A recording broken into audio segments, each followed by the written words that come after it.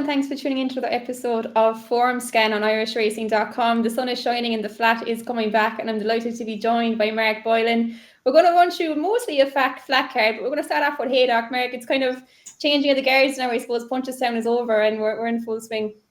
Yeah, very much so. You're kind of switching from one form book to another at the moment, but it's a great time of year, I think, because you have all these trials that, if everybody had the answer to every one of them, it'd all be very simple, but we learn so much this time of year, and I do love that from that perspective. But jumping wise, that Punchestown was a cracking week too. And I know Willie definitely had a stranglehold on lots of things, but there was a spread of winners, and I think Gavin Cromwell coming out of the week with 5 winners, Jack getting the title, Gordon having a decent week too, and obviously Jimmy Mangan winning grade ones. I thought it was a feel-good week in a lot of respects, for all that you can always tweak things and improve, but no, really enjoyed it. And Haydock is not the typical starting point, but we have a bit of Irish representation in the main one over there, so looking forward to that. Yeah, I'm sure we will have all the answers to the classic trials, no doubt about it. But we'll start off in Haydock, like you said, at the Swinton Handicap Hurdle. Bit of an Irish representation, you said here. I think there's 2, Tony Martin and Joseph O'Brien, both represented. I suppose the Joseph O'Brien one is the main talking point in here. Lark in the morning, obviously, a very impressive winner of the Boodles. I suppose he kind of went off in the Boodles a bit friendless, unlikely to drift out like that again today. Look, he looks to be fairly well treated there. He went up £5 for the Boodles, but still could be very well handicapped.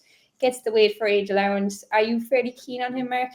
Yeah, I think it'd be very, very hard to beat. I think for an £80,000 Premier handicap like this, I don't think it's the deepest one of them we've seen, and he's definitely a horse on the up, and I think he won in spite of the ground at Cheltenham. I think, was there a period there, was he in Ireland in the lead up to Cheltenham, was he non-runner 3 times due to ground or something along those lines, while he was odds on every time? I can't imagine that's happened too often in the history books, but he's a horse with loads of ability. He's one you could see going back to the flat and a nice pop potentially, but big thing here, Emma, I think, is just he's getting his ground. That has been the query all the way through. But now you're in a scenario where Haydock have been watering this week. I think they got 4 mil last week and watering this week to kind of maintain good to soft in places. Like if you're drawing up circumstances to get 2 miles, decent ground, I think this one ticks an awful lot of boxes. So, and the 4-year-old allowance, we've seen 4-year-olds last week at Punchestown take advantage of that. I think he gets £6 here from the older horses too. It just keeps him on a nice weight, 11-1.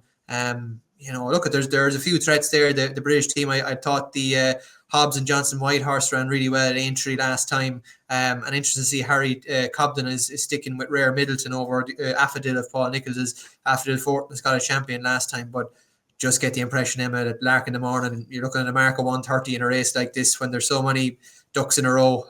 I'd be very, very much looking forward to him. He'd be very hard to beat. Yeah, you'd imagine so. Like, you'd probably be cautious of backing a horse at this price in a 17-1 handicap hurdle. But like you said, kind of for all those reasons above, he should be very hard to beat. You mentioned Affadil, he's kind of next in the betting there on 8-1 for Paul Nicholls, and Freddie Gingle. I suppose, look, he's been to all the festivals. He runs a solid race, but like Lark in the morning could be just an unexposed one coming in here, and it could have too much for him again. I kind of a bit of a wild shout in this one. It is wild now. Ngolo won this 2 years ago off the same mark, I think, off a mark of 129. Look, hasn't been firing, I suppose, since he joined the yard. He's only had 2 runs. I suppose last one can be forgiven in the Moore battle. I think he was off for about a year and a half before that. Ran fierce keen. Look, I suppose he was never a straightforward horse, even when he was with Willie. And, I suppose freshness getting knocked off from that day. He's got the blinkers on here first time.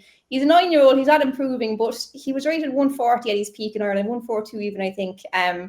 If the freshness is knocked off, the blinkers could take an effect. I wouldn't be surprised to see him run a big race at 50-1. But I'm with you there, Lark in the morning here. I'd say he could be very, very hard to beat. I'd say Connections would be disappointed, especially with the form. I think his form got a lot of boost in the Boodles as well last week. At Punchestown did Harsh win, and Eagles Fang won as well out of that race. So yeah, Pigeon House as well, I think. Yeah, Pigeon House. Yeah, there's plenty came out of that Boodles race. So should be tough to beat. But we'll stick with Saturday now, and we'll go on to Lingfield for a few classic trials, changing code completely. I think that card in Haydock is probably one of the most random ones of the whole year. There's anything from 6 furlong sprints to 3-mile handicap hurdles, but a bit of something for everyone, I suppose. Should we run Roscommon, maybe, should it? Yeah, possibly. But we'll go on to a different type of action here now. We've got an Oaks trial here, 225. I think the last Oaks winner to come out of this was Annapurna, who won in 2019 under Frankie Dettori. 7 lineup for this year's renewal. And John Gosden is very strongly represented here by Danielle. Look, I suppose she was beaten into all-weather maidens before getting off the mark in fairly emphatic style last time, first time on the turf. Aidan O'Brien has rubies in red in here as well, obviously regally bred. I think a full sister to Arc Winner Found. Mark, do you have a view on this one? Visually very, very impressed by Danielle Weatherby. You wouldn't always think Weatherby a pointer towards Tastic Trials. Potentially, you'd be, in my head, I'm thinking more Charlie Halls and so on later in there. But look at it, very, very smart. Bred to be decent filly too. I like her. I just don't like the price. That's probably where I'd come down on. And I think you're looking here and hoping maybe to find one with a bit of improvement. Definitely going to need to do off a mark of 87. But I think You Got To Me is one there could be more to come from for Rafe Beckett. Rafe won the Cheshire Oaks this week at a double last Saturday as well. So horses are in decent nick. And I just thought profile-wise with her, if you go back to her pedigree, it's typically 2 years old. There's not going to be a huge amount of action, but 3 and 4 and beyond, there's definitely an improvement in her dam and in one of her main siblings as well. There's been considerable leaps forward, and I could see this filly by Nathaniel as well. Every chance had been much more of a 3-year-old type than a 2-year-old. I thought she kind of, when she won at Kempton, one kind of eye-catching maiden performance. I thought I really liked what she produced, and maybe was it all a bit too much first back on heavy ground at Newmarket? Very different set of variables last time. I think she'll stay the trip with her eyes closed. I'd be very disappointed if she didn't. I'm not so sure she's maybe got the same star potential as Danielle, but at the prices around 6-1, I think I'd be happy to take a flyer on her, I think. I'd be with you there. Look, Danielle, I suppose you can't really knock the performance too much, but what she beat maybe is a slightly questionable, and that was on heavy ground as well. Her action probably looks like she doesn't mind the cut, and whether she'll translate that form onto better ground here, a question mark. And obviously stepping up in grade, big time. Look, like you said, she's bred to be good. I think she's a half sister to Courage, Mon Ami, and Boy Cracks, and obviously running in these colours has to be taken seriously. But I'd probably side with the Aidan O'Brien runner here. Rubies are red. I thought, look, she's only had 2 starts so far. I thought she was eye-catching, making her debut in Galway, staying on well that day behind a more fancy stablemate. She was beaten by Galileo Dame last time. Look, that form has been let down, I suppose, in Chester this week. But you can see with the O'Brien runners, they can step on a lot from their seasonal reappearance. She's bred to be very good. I wouldn't be surprised to see her taking a big step forward here. Aidan has been bouncing into good form there the last couple of days in Chester, so I'd be expecting a big one here, and I think 11-2 looks a good price. About rubies are red there for the Ballydoyle team. But we'll go on to the 3 o'clock then. It's the Derby trial. It's one that Aidan has had good success in over the last few years. I think he's won 6 of the last 15 renewals. One with Anthony Van Dyke, who won the 2019 Derby, of course, and strongly represented here again with Illinois and the Euphrates. I don't know how to pronounce that one, but we'll go with that. Look, I suppose the form of the Ballysacks is kind of key here. They both were in behind Dallas Star for the Ammo team that day. I suppose, Mark, it's kind of a question of how literally would you take that Ballysacks form. I suppose earlier on the season on heavy ground, the Ammo horse was fit and he was ridden prominently. What's your view on that one?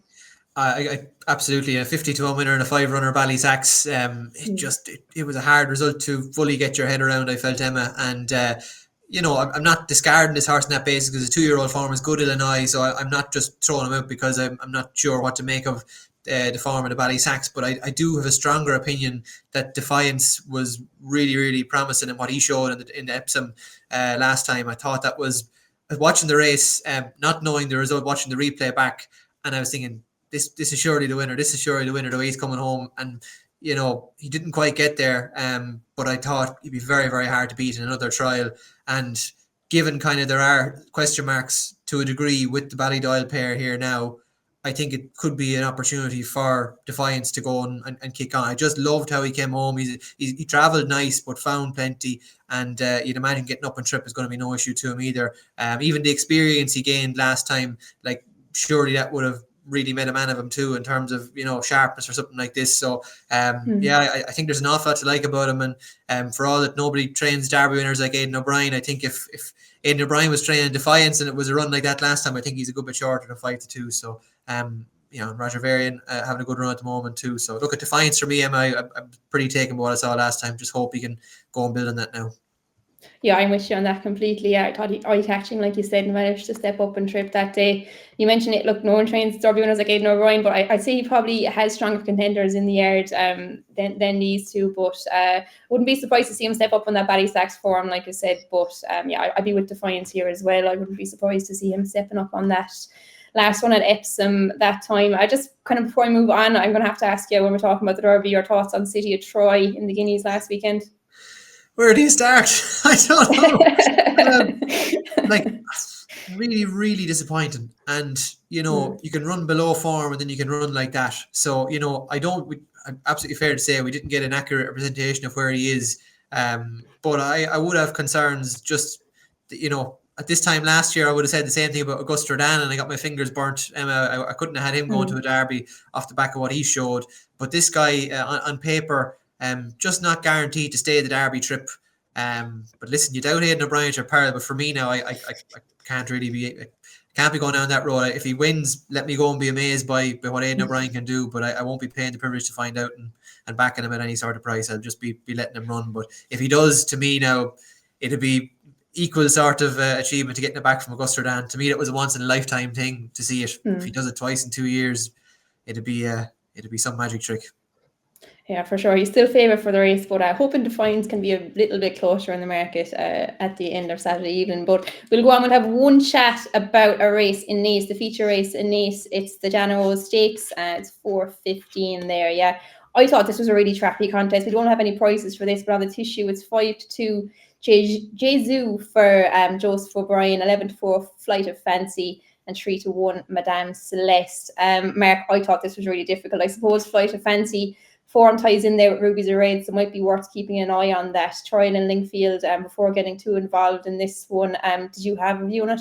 It's funny you use the word trappy. I was doing my preview for the Irish Field, and my introduction line was trappy with a capital T is what you call this race. It is properly, it just, there's so many strands of form that haven't really fully linked together, and I get you, we keep an eye on what happens at Lingfield. But I do like the fact Jesu has had a run. Now, look, it wasn't a run to take the eye out of the back of your head, but I thought she stuck at it well enough. The ground must have been, like, watching back that run in Sound Clou in a Group 3, it just looked atrocious ground, and I'm not convinced. While she might appreciate Little Lees, I don't think a 3-year-old filly making her first start of the season is crying out for those conditions. And the winner of that has been sold to New Connections and runs in the Prix Saint Hilary on Sunday as well in France, for Carl Burke, I think that is. But look, I like this filly. I saw her at the Breeze Ups last season. I quite liked her. I think she did Andrew Lynch and Rian Lynch, but got time, let's say, to build on that. Got into the autumn. Thought she won nicely at Thurles. Form that maiden looks okay,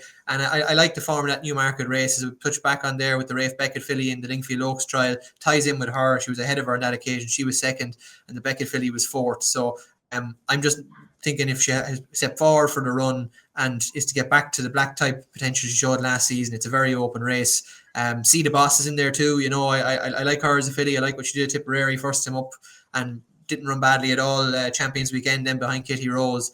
But it is a bit of this is not one of my stronger views of the week, but I think Jesu is probably the one if you went gun to head. Yeah, I wouldn't have too strong a view on this one either. I suppose worth giving a mention to Madame Celeste there for Ger Lyons. They spoke fairly favourably about her after she won her maiden in Dundalk towards the end of last season. I'd say it was just a case of getting her out and getting a run, kind of getting a bit of education into her. She's by Galileo. She should appreciate the step up and trip. She has an Oaks entry as well. I just thought reading the quotes after her win in Dundalk, they thought a little bit about her. So interesting to see how she runs as well, but won't be a betting affair for me anyway, for sure. But we'll wrap it up there for Saturday. We'll go on to the action on Sunday. Some really good action there from Leopardstown as well. And we'll start off with, I think, one of the most exciting races of the weekend for me anyway, the Makina Stakes in Leopardstown. I hope I said that right. I probably didn't. But this is a cracker, I think. Look, getting to see one look out. Paddy Toomey, he's given her plenty of runs before the Guineas. She started in Cork. She was 1-20 favourite that day. She's not going to be that short here. She's got fairly stiff opposition, I suppose. Buttons being the pick of those for Aidan O'Brien. She created a fairly big impression winning in Leopardstown last summer. I think they gave her plenty of time. They thought she was a bit babyish, and she had a nice run then behind a Lilac Rolla and Kitty Rose last time. She came from the back. I thought she was fairly eye-catching that day. I haven't seen her in person, but she looked fairly imposing on the telly. Mark, what's your view on this one? Yeah, I look at one look. If you ask me, Emma, at the end of last season, what 2-year-old are you most looking forward to taking the wraps off at 3? Like, she was the one I blown away with what she did in the Goffs Million for a filly with such little experience to beat battle hardened ones like she did. I thought it was awesome. But as you can see in your IrishRace.com race card there, the little first time tongue tie, the red marker, that's a little query. It kind of just made me question slightly why that is there. She's looked very, very good. Last time we didn't learn anything new about her, and both of us were down at Paddy Toomey's press morning, and the view I think was that when she had done what she did and done it so impressively first time at the Curragh, that he would like to educate her more races. This looks a logical next step. But that does, if you were thinking about getting heavily involved, I don't love seeing that there. And as well, if you're looking at the race card here and you see Shane Foley jocked up beside one look that's linked to Billy Lee going to France to ride Vespertilio and the French Guineas, I believe, on the same day. So, look at it's no negative, but just to point out that's the reason for why that would be there. But there are some unexposed fillies in here. I thought Cheeky Wink was one that kind of went into the notebook last year, and I was delighted to see her go and do what she did at Gorn last time. Nice filly for Johnny Merton. I'd say there's improvement in her. Buttons has had the benefit of a run this season too, but one look to me could be like proper Group 1 potential, but just my enthusiasm is tempered slightly by why they felt the need to go and fit the tongue tie. Yeah, it is interesting. And when she started off in Cork earlier there, that was obviously on heavy ground. Whether she made a noise there or not, I'm not sure. And obviously changed the jockey book. And like you mentioned, Billy Lee is out of the country. Look, Shane Foley gets a spin on her, and Paddy Toomey will probably need plenty of jockeys for the Irish Guineas. By the way he's talking, he could have 3 real contenders for that. So probably no harm getting someone else a feel of her. But I think it'll be really telling, I suppose, for a ranking of the top Irish Guineas fillies. I suppose Buttons was behind a Lilac Roller. Now, I thought she was eye-catching that day. I wouldn't be surprised to see her improve on that form again. She was ridden from behind. Would think she'd probably prefer the nicer ground that she'd probably get here at Leopardstown as well. It'll be really interesting. I'm with you. I find One Love really, really exciting. But the tongue strap does kind of put little bits of question marks about her. She probably didn't blow anyone away in Cork, but just did what she wanted to do against kind of weaker opposition.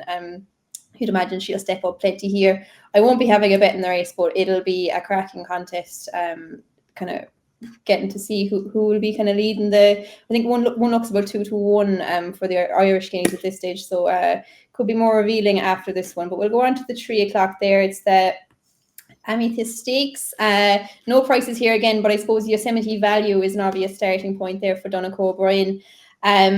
Stepped up on his form there to win the Gladness at the Curragh last time. He was given £5 and a comfortable enough beating to a decent yardstick in Jumbly.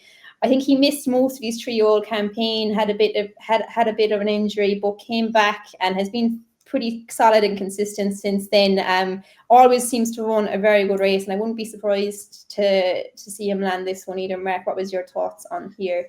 Yeah, he's a likeable type, and to give him the time to get over that, and he's certainly come back. The query I'd have is just ground. Like, we're looking, I think, at the moment, dealing with good yielding in places, and it is promises hopefully to stay a nice weekend over here with a bit of sun, so it could dry out more. That'll be very different to the conditions he's faced in recent times. But having said that, he was second to Little Big Bear in a Group 3 on decent ground at the Curragh before, so it's not like it isn't within his capability. But just when you've had little niggles that have kept you off the track before, maybe he would like more of a cushion than he's going to get here. But wouldn't stop me if he liked it. I wouldn't let that be the straw that breaks the camel's back. But there's a lot of the usual suspects here. I was kind of interested to see that Shane Foley rides Car Shamar here as opposed to riding Bold Discovery. Bold Discovery officially rated £9 higher.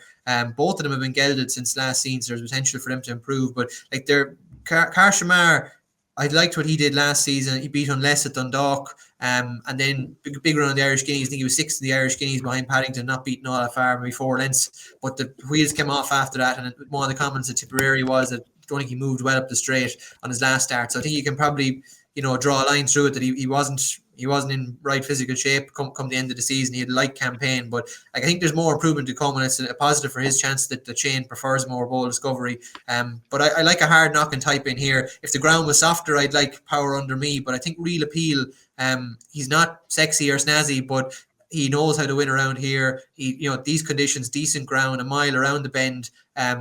this is his kind of ballpark that he likes to play in, and won at Dundalk last time, will require more to win here. But I just think some of them are dealing with conditions that aren't optimum. I don't think there's a huge amount between a lot of them, and depending on the price, if I was getting a decent price about Real Appeal, I'd nearly be happy to take a chance on him. But no more than yourself, it's not one of the strongest shouts of the weekend. If it was keeping me powder dry for something, I wouldn't be trying to burn it all here. Yeah, no, for sure. I'd probably favour the Donegal O'Brien Cole, sorry, but yeah, like you said, it's not the easiest contest to make sense of. I suppose interesting fiscal rule makes kind of such a quick reappearance after kind of battling hard to line up Goran there during the weekend behind I Am Superman. He looked tough that day, but he's going to have to be really tough to do that quick turnaround and land this one. But I'm with the Donegal O'Brien, Yosemite Valley, and Real Appeal for Mark there. But we'll go on to the last race we'll have a quick chat about here in Leopardstown, and that is the Cashel Palace Derby Trial Stakes. Another classic trial on the card, and another really interesting one. Again, with no betting for this, but I'd imagine Los Angeles will be a short enough price favourite here for Aidan O'Brien. I suppose he caused two mild enough upsets on both starts so far last season. He landed a Tipperary maiden win, relatively unfancied, and then backed that up with a big performance to win a Grade 1 at St. Cloud with stablemate Illinois in behind. Mark, would you think he'd probably be the most likely winner here? I think so, Emma. I'm not in a rush to back him, but I think he is. I think if Taraj, I know he's a bit of a springer here down the bottom, but I was really taking what he did at Dundalk last time. His maiden form stands up too. I think there's a bit of substance to it, but I think he's an improver, and I just thought he won in the style of a potential black type horse at Dundalk, and I think decent ground. Wouldn't imagine there'd be any problem to him. I think, if you're looking for a betting without angle, maybe it's him. Dermot Wells' horses could really, not that they have been out of form at all, but they are definitely improving as the spring and into the summer now has become. I think they're going on the right trajectory. But Los Angeles, we've seen some of Aidan's maybe taking a run first time back. If you were looking to take him on, there's an angle for that. I would also say, watching that Group 1 in France last time, Islands in the Stream was second. He ended up being sold to Hong Kong afterwards. I think he runs under a different name, maybe Stunning Peach or something. I can't quite remember. But I thought he probably should have won on the day Islands in the Stream. I don't think he got an optimum ride or how it unfolded for him kindly. I thought he would have won on another day. So he's still a Group 1 winner, but I don't think it was the strongest Group 1 we saw in that division last season. He's not bomb-proof, but he's going to be favoured here. And again, Ryan Moore out of the country rides in the French Guineas. Wayne Lorden stands in here. But I wouldn't discount Taraj as being quite decent at this level through the season. And if he's sharp enough on his first start since November, I think he might have more pace than the likes of Los Angeles and Camelot, who's been winning on slower ground than we'll encounter this weekend. Yeah, interesting. Obviously, the ground probably, like you was mentioning, a really sunny day here in Ireland at the moment. I imagine it's only going to get drier as the weekend goes on. So yeah, Los Angeles was winning in St. Cloud, was very soft that day. He won a Tipperary on yielding ground, but maybe a couple of question marks, like you said. First one of the season, Aidan normally likes him to improve a bit from it, so he probably won't be a hard fit for this. I suppose Bremen and Euphoric have had the one under their belt. They met at Cork there a few weeks ago. Look, I probably want to see Los Angeles coming out to win this if he's going to be a real contender for the Derby. He's probably in the top number of contenders for Aidan O'Brien. Obviously, he's not the number one string, but interesting to see the performance in here. But probably not really a massive betting heat in here. But nice angle there into Taraj for you. But that's kind of all the races covered, I think, from the UK and Ireland that we were hoping to talk about. Before we wrap it up, Mark, I'll ask you for your nap and your next best over the weekend. Yeah, look, I'm going to stick with Lark in the morning, Emma. Actually, for the Irish Field this week, I gave Joseph O'Brien a call to confirm running plans with him, and he felt, ground's going to be his favour too, and looks a nice race for him for all that it is competitive. Look, I think he'll take a lot of beating the Swinton on Saturday. He'll be my nap, Lark in the morning. And as for our next best, going to change. We'll stay in the same code, but change direction where we've been. I like a Killarney on Sunday in the 320, the novice chase. I think Music Atara, that looks a good chance for her. I think she'll be hard to beat in that, hopefully. Only a 5-runner race, won last time at Tipperary. A mare who's been on the improve. I think Henry Bromhead among the winners again this week. Just think she makes a bit of sense, and she could be one of those who continues to gain confidence and maybe not just a sequence over fences. So I like the look of Music Atara in the 320 on Sunday at Killarney for next best. Very good. And what a weekend for us in Clarny. Would love to be down there now myself with the sun shining. But my nap will. I'll be with you as well, Lark, in the morning. I'd say he should be hard to beat. Like you said, listening to Connections, I'd say they'd be pretty disappointed if he was as well. My next best, I'm going to go with Rubies in Red in Lingfield. I think she could step up on her form, and she's a nice enough price there to land a classic trial for Aidan O'Brien. But we'll wrap it up there. Thanks very much, Mark, for all your input. Hopefully you found plenty of winners for the listeners, and thanks everyone for tuning in. If you like the content, make sure to like and subscribe to the channel, and if you're going to have a bet this weekend, make sure to gamble responsibly.